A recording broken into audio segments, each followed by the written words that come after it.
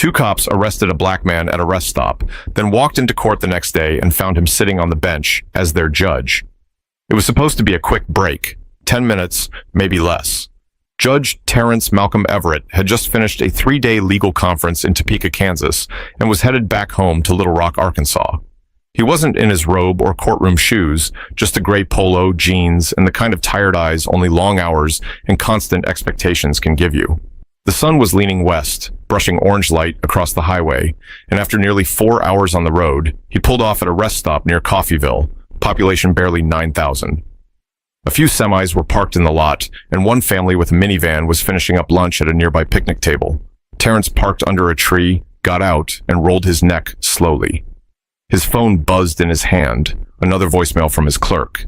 He looked around, took a few steps toward the grass, and answered a call from his wife, Yvonne. "Still on the road?" she asked. "Just pulled over. Don't worry, I'm not driving while talking," he said with a slight chuckle. Needed to stretch. They spoke for a few minutes about dinner, about their son Marcus's report card, about nothing in particular. He could hear birds chirping, cars humming by in the distance. That's what made it peaceful. Quiet, but not dead. Familiar. Then, he noticed a white pickup truck slowing as it entered the rest area. Sheriff's markings on the side. Another cruiser followed, lights off. He didn't think anything of it. Judges aren't above the law, but they're used to seeing law enforcement around. The judge even gave a small nod toward the first deputy as he walked past to toss a water bottle into the trash can, but the man didn't nod back. He stared. Judge Everett glanced at his phone, still talking to Yvonne. "Everything okay?" she asked, hearing the silence in his breath. "Yeah," he replied slowly. I think the local police just pulled in." He didn't say it, but his tone had changed. Not because of fear. Terrence Everett had spent his life in courtrooms standing firm under pressure, but because he knew that look. The one that scanned you like you weren't supposed to be where you were. Two deputies got out. One was tall, thin, reddish hair. The other shorter, broader, a thick mustache. Both white. Both walking his way now. "You mind hanging up the phone for a minute, sir?" the tall one said, hand resting on his belt. Terrence narrowed his eyes, confused. "May I ask what this is about?" "We got a call about a suspicious individual out here," the stocky one added. "You matched the description." Terrence raised an eyebrow. "Description?" "Black male, alone, near the trees, might be high." He let out a breath, not angry, just tired. "Officers, I'm Judge Everett. I just stopped to stretch and take a call. I can show you my ID." He reached calmly into his pocket and pulled out his wallet, offering his license and judicial badge. They didn't even look closely.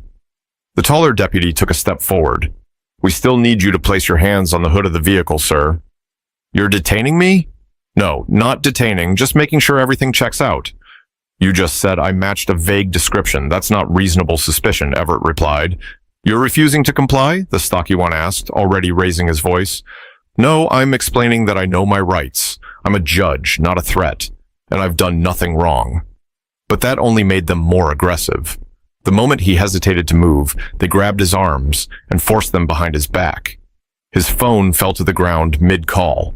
One of them picked it up, saw Yvonne's name on the screen, and ended the call without a word. Terrence didn't shout. He didn't fight. He stood with the kind of restraint that most people never have to learn. The kind that comes from decades of knowing that if you speak too loud, you're the problem. But as they pushed him toward the cruiser, his heart sank. Not from fear. For the first time in years, it was disgust. But this was only the beginning, because someone had been watching from the far end of the lot, phone camera already rolling.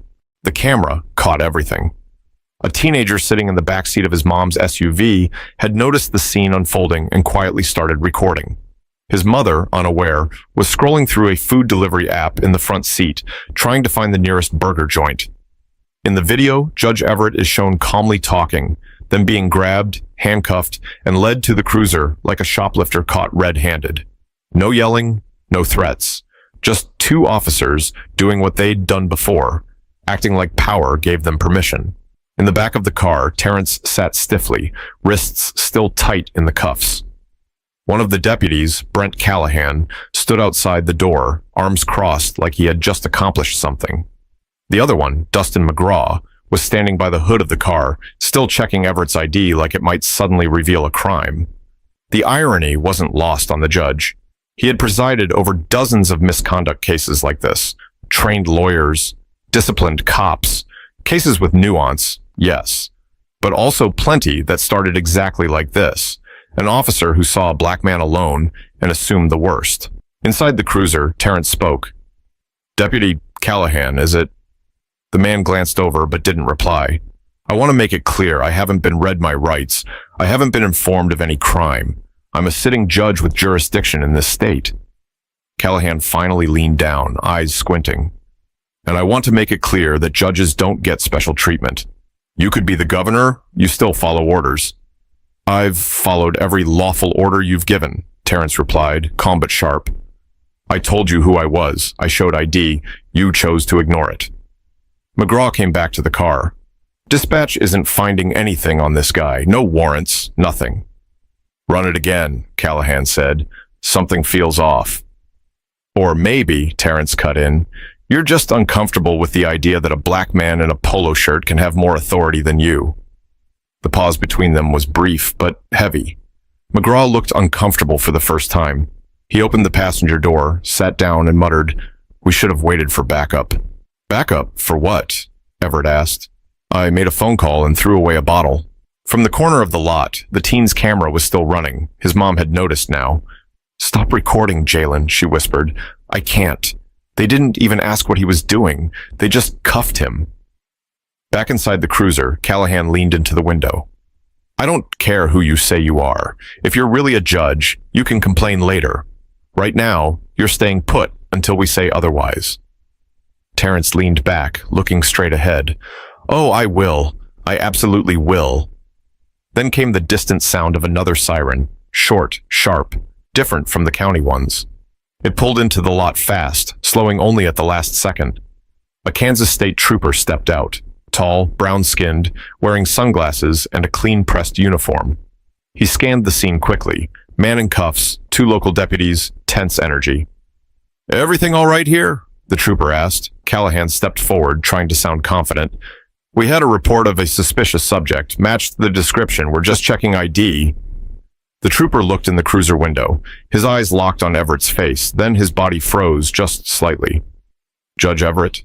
Terrence nodded. "Good to see a familiar face." "Release him. Now," the trooper said, voice flat. Callahan blinked. "Wait, what? You know this guy?" "Yeah, that's Judge Terrence Everett, Federal Circuit Court. He gave the keynote address at the conference yesterday." Silence. A long one. Then Callahan, clearly rattled, stepped back and fumbled with the handcuffs. "You didn't say you were a judge," McGraw muttered. "I said it twice," Everett replied. "You just didn't want to believe it." But the real reckoning wasn't in that parking lot. It was going to come less than 24 hours later, in a courtroom neither of them expected. The cuffs were finally off, but the weight of them still pressed into Judge Everett's skin like a slow burn. He rubbed his wrists, then looked both deputies straight in the eyes, one by one, not with anger, not even resentment, just the sharp clarity of a man who'd seen this cycle too many times before. He didn't yell, didn't threaten. He just nodded once to the state trooper. "I'll be filing a report," he said quietly. "Of course, sir," the trooper replied, already side-eyeing the deputies with barely concealed irritation. "I'll submit a statement, too. This was way out of line." But the deputies didn't apologize. They didn't even pretend. McGraw mumbled something about just doing protocol, and Callahan had the nerve to walk away like it was all beneath him. Terrence returned to his car in silence. He sat for a long minute before touching the ignition. His phone, now on the passenger seat, was buzzing nonstop. Messages from Yvonne, missed calls from his clerk, and a new one from a number he didn't recognize. He played the voicemail. "Hi, I think this is the man from the rest stop. My son recorded what happened. I just thought you should have a copy in case you need it. He didn't mean to be nosy, but it didn't seem right. I'll text you the video." The message ended, and within seconds, the video arrived. Judge Everett tapped the screen and watched himself on film. Calm, polite, cuffed anyway. The camera didn't lie. He knew what this could mean, especially in an election year. He'd always tried to stay off the political radar, to stick to the law and let the press chase after other judges. But this wasn't about fame, it was about truth. The video was already circulating by the time he reached the city limits. Someone had posted it online with the caption, "When a judge gets treated like just another black man." By midnight, it had 500,000 views. Yvonne stayed up waiting, still in her robe. When Terrence walked through the door, she wrapped her arms around him, tighter than usual. No questions. Not at first, just breathing. "I saw the video," she whispered. "They really did that?" He nodded. "They didn't care who I was. I told them. They just didn't listen." "And the trooper? He's the reason I'm home." She stepped back and looked him over, her hands lingering on his arms like she needed to make sure he was still in one piece. "You gonna let this go?" Terrence didn't answer right away. He looked past her, out of the kitchen window, where the porch light lit up the azaleas he planted every spring. "Not this time," he said. "I've let too much slide in the name of peace. This time, they're gonna hear it from the bench." The next morning, the courthouse in Sebastian County, Arkansas was packed, not just with lawyers and reporters, but with everyday people, custodians, teachers, grocery clerks, folks who saw the video and felt like it happened to them. At 8:45 a.m., two men walked through the metal detectors, eyes low, suits wrinkled. Callahan and McGraw didn't look nearly as bold without their uniforms. No belts, no guns, just clip-on ties and courtroom nerves. Their boots echoed in the hallway as they were escorted to hearing room 3B. "Who's the judge again?" Callahan asked. "Some guy from the circuit court. Don't know him," McGraw muttered. They stepped into the room, sat at the respondent table, pulled out papers. Then the bailiff spoke. "All rise." Both men stood. Judge Everett entered, robe on, expression unreadable. He took his seat behind the bench. Callahan blinked once. McGraw's mouth parted, but no sound came out. It was him. The man they cuffed. The man they ignored. Now the man holding their future in his hands. But Judge Everett wasn't there to get even. He was there to make a decision that would echo louder than any personal revenge ever could. The silence in that courtroom was like gravity, thick, pressing, impossible to ignore. Callahan and McGraw stood frozen, like statues caught in a downpour. The same man they dismissed as some guy loitering was now sitting high above them, black robe draped over his shoulders, nameplate gleaming in front of him. Judge T.M. Everett. He adjusted his glasses and flipped through a few pages on the bench, not rushing. The room was watching him. Reporters scribbled notes. Lawyers exchanged quiet glances. He finally looked up. "Deputy Brent Callahan, Deputy Dustin McGraw," he said slowly, his voice steady but cool. "You are here today under internal review for conduct unbecoming of law enforcement officers. Is that correct?" Callahan cleared his throat. "Yes, Your Honor." "You understand these proceedings are not criminal in nature," Everett continued, "but they are official, and your records, your roles, and possibly your badges are at stake?" "Yes, sir," McGraw muttered. "I won't recuse myself," Everett said plainly, cutting through the air. "Let me say that clearly for the record. What happened yesterday does not disqualify me from hearing this case. If either of you wish to object, you are welcome to file that motion now." They didn't. They couldn't. The courtroom felt like it was holding its breath. McGraw's lawyer, a slim middle-aged man named Elliot Pruitt, stood. "Your Honor, my client recognizes your right to preside. We won't challenge your authority. We only ask for fairness." Judge Everett gave a small nod. "Then let's begin." He turned to the court clerk. "Play the video." The screen lit up with the footage from the rest stop. Same angle, same harsh sunlight, same shame. The whole room watched as Judge Everett, in casual clothes, explained who he was, watched the deputies ignore it, manhandle him, cuff him, watched the moment McGraw ended the call from Everett's wife without a word, watched Callahan smirk. The playback ended. No one moved. Judge Everett leaned forward. "Deputies, would either of you like to offer an explanation before we move forward?" Callahan finally stood. His voice shook just a little.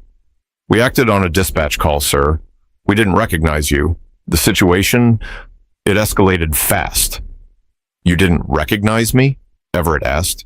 "Do you require recognition before treating someone with basic respect?" "No, sir." McGraw stood too, more hesitant. "We've had issues with people in that area, meth users, homeless guys. We made a call in the moment. We didn't mean offense. Judge Everett didn't flinch. Let me explain something. I don't want an apology for not recognizing me as a judge. I want an answer for why, in your eyes, my presence and my skin were enough to justify violence. I complied. I explained myself. You made your decision the moment you saw me. Neither man responded. The judge's voice lowered. Do you understand how dangerous that is? How many lives have been ruined? Not because someone was guilty, but because an officer decided they looked off. He let the words linger.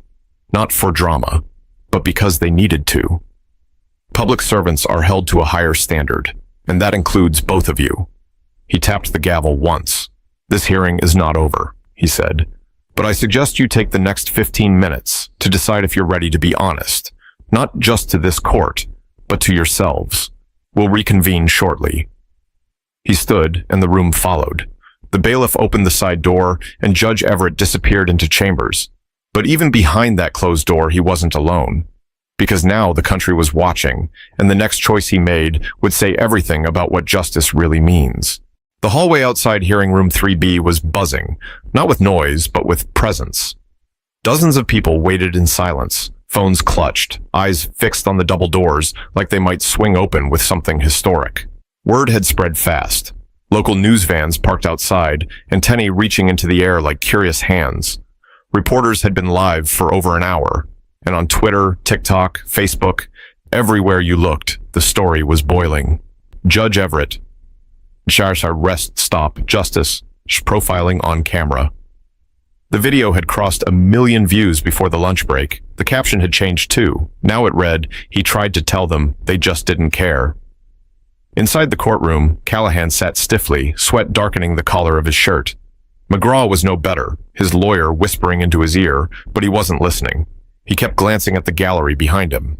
There was a young woman in scrubs sitting in the third row, a man in a mechanic's jumpsuit next to her, a few college students, a retired school teacher, all strangers, but not really.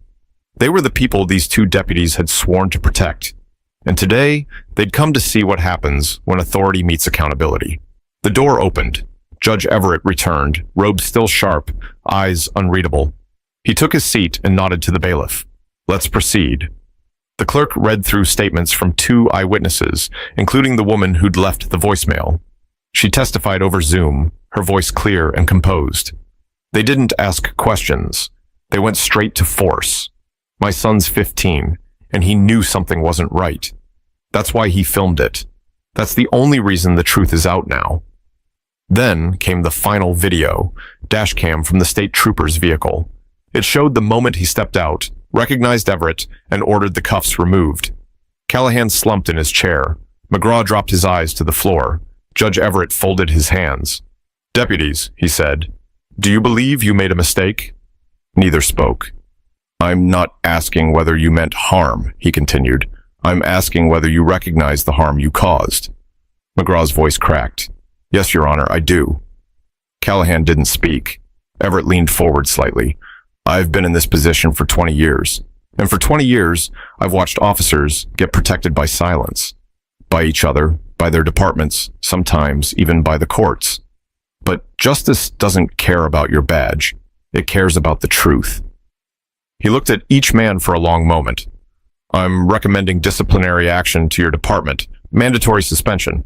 And I'm also making a formal referral to the State Attorney General's office for civil review. Whether further action is taken is no longer up to me, but I'm not letting this be buried under paperwork. The room stayed quiet, but the weight of his words was heavy. You're both lucky that I'm sitting here in a robe, he said finally, because if I were anyone else, just a man passing through town, this might have ended very differently. No applause, no shouting, just understanding. Yvonne was in the back now, too. She met his eyes and gave the smallest nod. Not approval, not relief, just quiet support. But justice isn't finished when the gavel drops, because what happened next took the story beyond the courtroom. When court adjourned for the day, the deputies slipped out the side entrance to avoid reporters, but it was too late for shadows. Everything that needed to be seen had already been seen. By the next morning, it was all over the news. Not just local stations, but national headlines, cable pundits, online blogs. podcasts. Some defended the deputies, calling it a misunderstanding. Others pointed to the video and said it was a mirror of what millions of people have been shouting for decades. It doesn't matter what you wear, how you speak, or what title you carry. Some folks will only ever see a threat. But inside the courtroom, that moment, the look on Callahan's face when he saw who the judge really was, that moment had become something bigger than just two officers and one man. It had become a question. What happens when power is forced to look itself in the mirror? Judge Everett arrived back in chambers the following morning early. He didn't turn on the TV. He didn't check the headlines.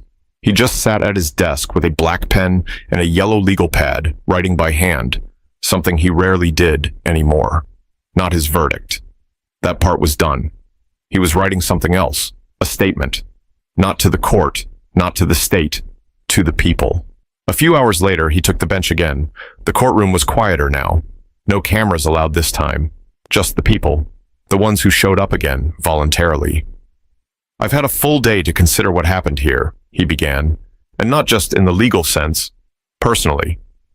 He looked out into the rows of faces. Black, white, brown, young, old. There's a truth we all live with, some more than others. That sometimes, no matter how much we accomplish, how we speak, how we dress, someone will still look at us and see other. He paused. The silence felt respectful this time. I've spent my career telling people to believe in the law, to trust it, and I still do. But I also know that trust can't be one-sided. It has to be earned, every day, on every traffic stop, in every police car, with every badge. Callahan shifted in his seat.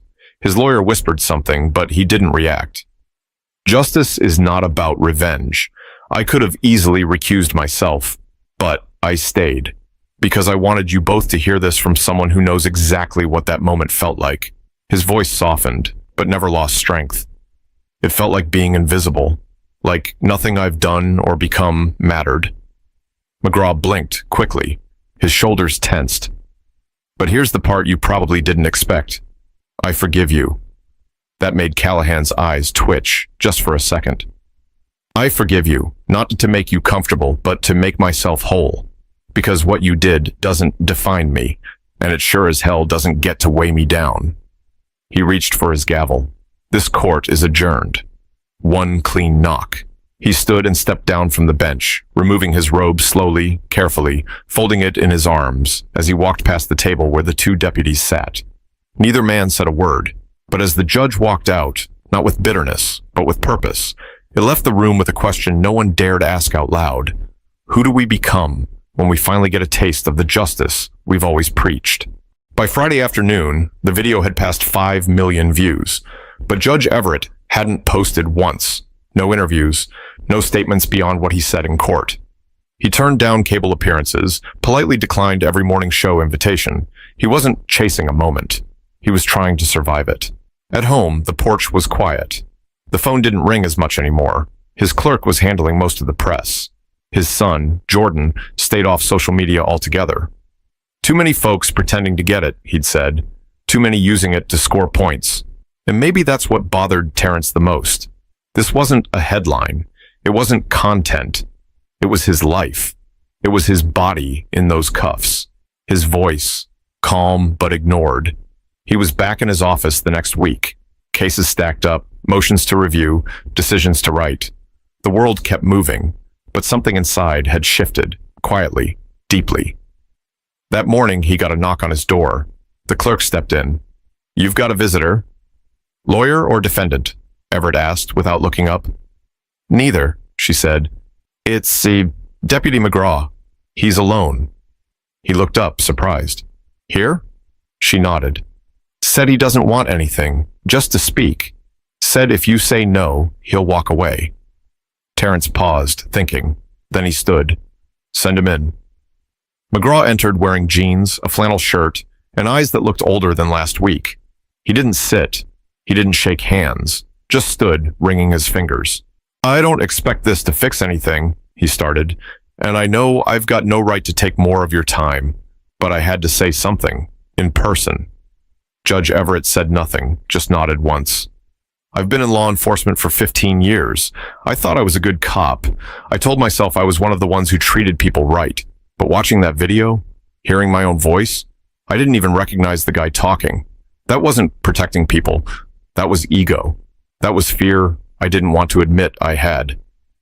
His words stumbled, but he never stopped. I don't expect forgiveness. I don't expect anyone to say I deserve a badge again, but I needed to own it. And I needed to say thank you for not using your power the way I used mine. Terrence looked at him, his face still unreadable. And Officer Callahan? McGraw hesitated. I don't think he's ready. I don't think he believes he did anything wrong. Everett finally stood and extended his hand. McGraw stared for a second like he didn't trust it, but he took it. I don't forgive you because you said sorry, the judge said. I forgive you because I have to live with this too, and I'm not giving that moment any more space in my mind than it deserves. McGraw nodded slowly, turned, and left the office without another word. The door closed behind him. For the first time since it all happened, Judge Everett sat back and allowed himself a breath. A full one. No tension in his shoulders, no eyes on him. Just a man in a chair, doing his job, and choosing not to carry someone else's mistake as a weight. But this story wasn't just about a judge, a deputy, or a rest stop. It was about the country. About all the silent moments where people get tested and what they do next when no one's watching. 2 weeks later, life had mostly gone back to normal. The courthouse no longer had reporters camped outside. The video was still being shared, but it wasn't front-page news anymore. New scandals had taken its place. That's how these things work. People move on, but not everybody. A group of local high school students invited Judge Everett to speak at their civics class. It wasn't something he usually did. He was more comfortable behind a bench than in front of a whiteboard. But he agreed. Maybe because he knew this story didn't belong to just him anymore. Maybe because some lessons are too real for textbooks. He stood in front of 30 students in a small classroom at Fort Smith High, suit jacket on, tie slightly loosened. One of the students, a black girl sitting near the back, raised her hand. "Were you scared?" she asked. The room got quiet. He thought about it. "No," he said finally. "Not scared, just tired. Because I knew what was happening, and I knew it wasn't new." Another student, this one white, leaned forward. But once they knew you were a judge, they stopped. Doesn't that mean the system works? Judge Everett's eyes narrowed slightly. He wasn't mad, just focused. "No," he said. "It means the system worked for me. That's the problem. You shouldn't need a title or a badge to be treated like a person. I don't want special treatment. I want equal treatment." He looked around the room, searching for faces. "I've ruled on hundreds of cases. I've locked people up, and I've given people second chances. I've read every law they expect you to follow. But let me tell you something you won't find in the books. The law only works when the people behind it care more about what's right than what's easy." One of the students nodded slowly, scribbling something in their notebook. "You're going to grow up in a world that tells you to keep your head down, that things are just how they are. Don't believe that. Speak up. Record it. Share it. Question it. Because silence is how injustice survives." He paused, then smiled. Not for the cameras, but for the kids, for the future. That moment at the rest stop didn't break me, but it reminded me that power doesn't change everything. It just reveals who you already are, and when the time comes, you have to decide, will you be the person who looks away or the one who steps forward? A slow, thoughtful silence settled in. The teacher thanked him. The students clapped, not loudly, but with the kind of respect that can't be taught. Later that evening, back at home, Yvonne handed him a cup of coffee and sat beside him on the porch. They didn't talk much. They didn't have to. The azaleas were blooming again. Same porch, same man, but something had changed. He didn't need to chase justice anymore. He was justice. Quiet, steady, unshaken. And maybe, just maybe, that was enough to start something bigger. If this story moved you, even just a little, don't scroll past it. Share it. Talk about it. Use your voice. Because someone else's silence might be costing someone their dignity, and change doesn't happen when we wait. It happens when we act. What kind of person will you be when no one's watching?